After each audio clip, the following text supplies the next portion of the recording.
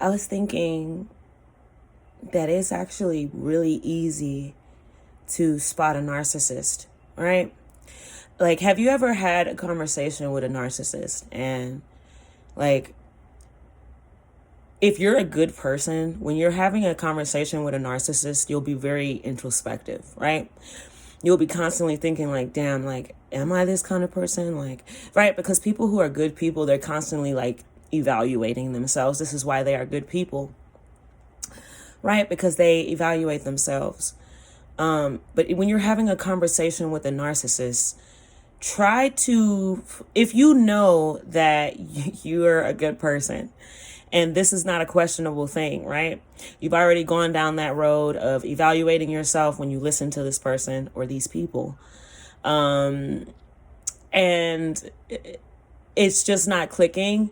It would click more with them than it would with you. What do I mean by that?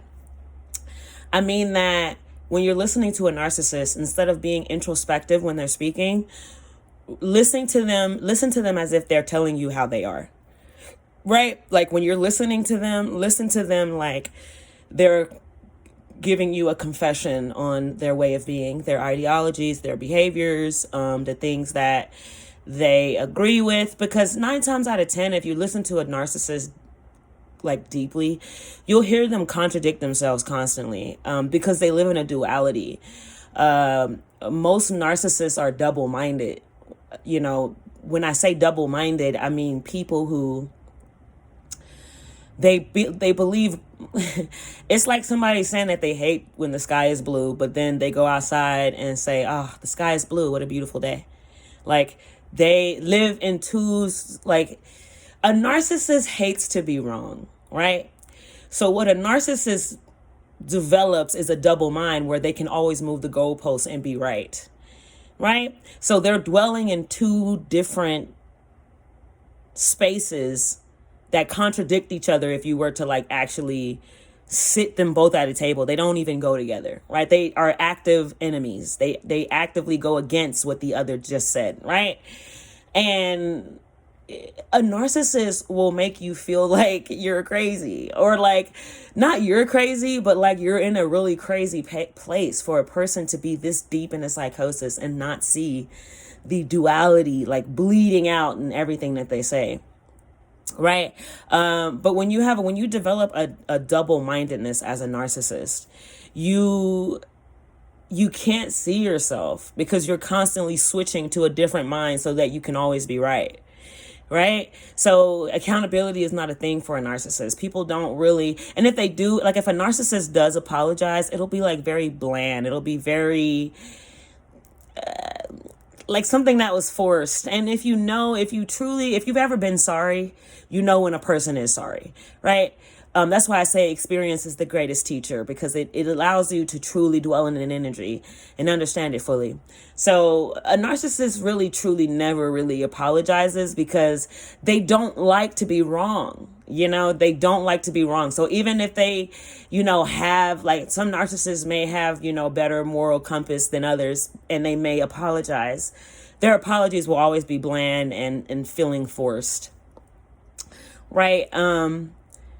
But when you're listening to a narcissist, just listen to them as if they are telling you, like they took an elixir, right? Because they can't hide their lies because they're very out in the open, right? Listen to them as if they're giving you a confession on who they are. Because 9 times out of 10, if you watch a narcissist long enough, you'll see them contradict themselves on almost everything that they say. Every single thing. And you have to understand that level of ideology commands it, right? You can't move the goalposts. You can't switch to whatever is the correct answer, even if it goes against what you just said, and not live in a duality that leaves you in a constant state of psychosis, right? I'll give you an example. And a narcissist will do something to you and then be like, oh, I didn't do that. Why would you ever think that I would do that? Why would you They hate being wrong, but a narcissist hates being caught more than anything else. right? If you catch a narcissist in their lies, they will, listen, they will do their best to make you feel like there's something mentally wrong with you, right? Because you have to understand, when a person loves wearing different masks and you can see the face before they switch the mask, you can see their face to the point where like all you're seeing is their face, because you're speeding up when they switch the mask, and then you're only slowing it down when they show their actual face, right? Because you don't want to look at a narcissist like they are, the evil. I mean, they can be evil, but they are truly lost people. They are broken. They have experienced hardships and heartbreaks that have altered and changed the pureness of their souls. Okay, that's why they don't want to be accountable. That's why they don't want to clean themselves. That's why they don't want to do shadow work. That's why they want to have a good time all the time and live great all the time, right? They have no desire to have a life of hardship in any life that they incarnate into, because they are deeply, deeply, they deeply desire to be better than other people. They deeply desire to be able to show that they are better than other people. So you'll never really see a narcissist living in hardship. And if they are, that may be a narcissist getting their karma. I don't know. But it's very important when you're dealing with a narcissist to deal with somebody who's like, it's almost like you're dealing with somebody who has like a mental illness. Like you are a counselor in an insane asylum, and you're having a conversation with somebody who you can, like, say if there's 2 seats in front of you, right? Spirit is showing me 2 seats in front.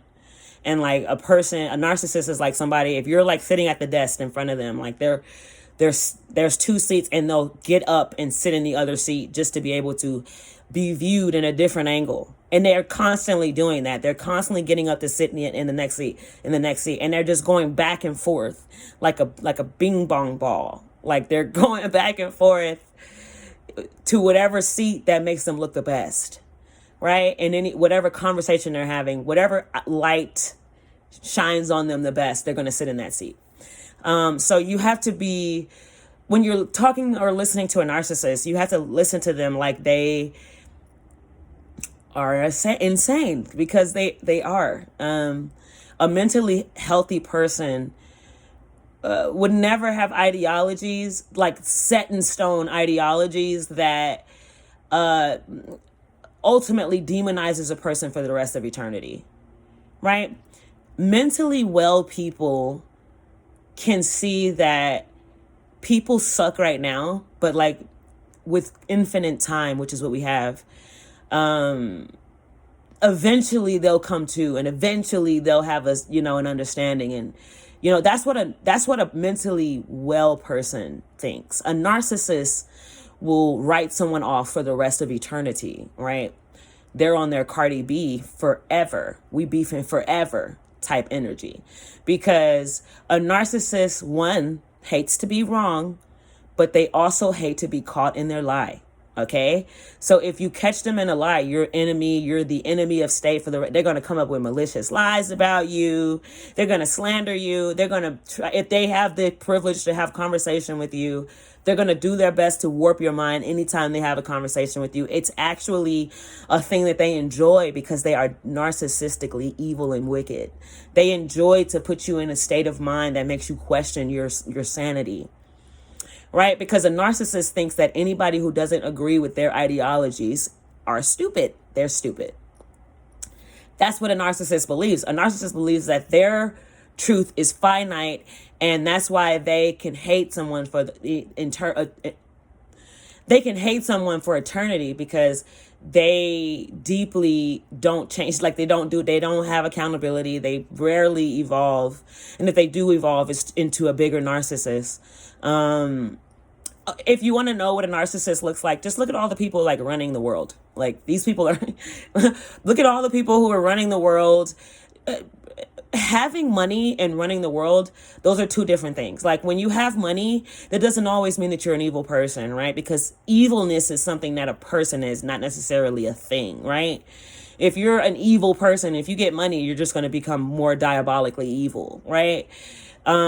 And a lot of people like to say that money is evil, because people who have money and are evil can do devilish things at a wide span, at a mass level. So they highlight that, but money can be good on a good level as well. And the better your relationship with money, the better